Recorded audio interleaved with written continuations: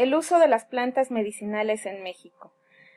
La mayoría de las veces nos dicen, no hay ningún problema, es natural, podemos tomarlo, no va a pasar nada. Pero las plantas medicinales usadas en México, ¿son seguras únicamente por ser naturales? En México nos falta a veces el conocimiento de plantas medicinales. En nuestro país existen aproximadamente 1000 especies de plantas medicinales empleadas con fines medicinales de uso popular. Sin embargo, de las 1000 especies de plantas que utilizamos en México con fines medicinales, solamente 250 se encuentran estudiadas en cuanto a su composición química, dosis y efectos secundarios en el cuerpo humano.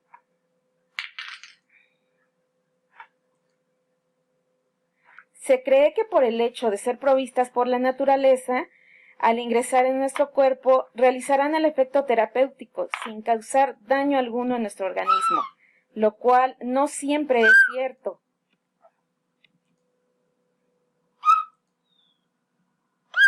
Para ello debemos revisar principalmente la composición química de las plantas que nosotros consideramos medicinales.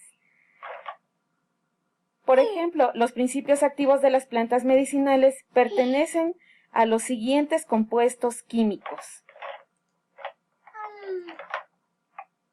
alcaloides, glucósidos, sustancias tánicas o taninos, también conocidos así, ácido salicílico, aceites etéreos, sustancias mucilaginosas y sustancias amargas, de los cuales resultan ser los alcaloides y los taninos los más peligrosos para la salud, pudiendo provocar daños irreversibles en nuestro sistema neurológico o en nuestros órganos vitales. Estas sustancias químicas son consideradas incluso como venenosas o alucinógenas. Algunas pueden tener unidos compuestos como el arsénico o el amoníaco, los cuales son letales en nuestro organismo en dosis pequeñas. Esto sobre todo suele ocurrir mucho en suplementos alimenticios que dicen ser extraídos de plantas, y estos suplementos alimenticios son usados para bajar de peso. Debemos tener mucho cuidado cuando nos dicen esta planta no te hará ningún daño, porque generalmente contienen arsénico o amoníaco en dosis muy elevadas.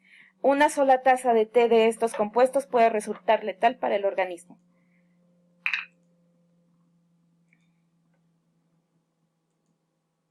Por ello debemos tener un uso responsable de las plantas medicinales. Desafortunadamente hoy en día no se cuenta con la información del uso que tenían nuestros antepasados en la época prehispánica. Solamente se pudo rescatar el Códice Badiano, que fue un códice prehispánico que pudo traducir al español un fraile, el fraile Badiano, y es lo único que se tiene. Lamentablemente el Códice Badiano no se encuentra en México. Los pocos extractos que se han obtenido de él es el poco conocimiento que tenemos de las 250 especies estudiadas aquí en México. Debido a la falta de información acerca de la composición química de estas plantas medicinales, se recomienda revisar su composición antes de pretender su uso de forma terapéutica.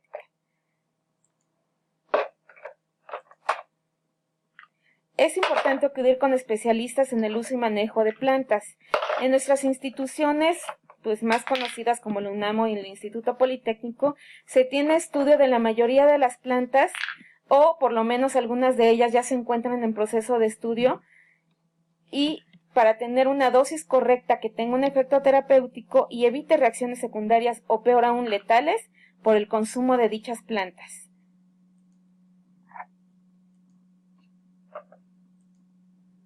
Eso es todo por hoy. Esperemos que esto haya sido de utilidad y con ello tengamos un poco más de conciencia acerca del uso de las plantas en nuestro organismo.